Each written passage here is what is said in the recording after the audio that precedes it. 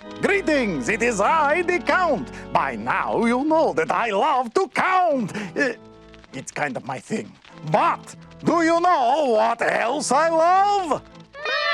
Math! Yes, my pets, I love math. It is more than just counting and numbers, you know, and children can learn math in their everyday lives. How? Let me count the ways.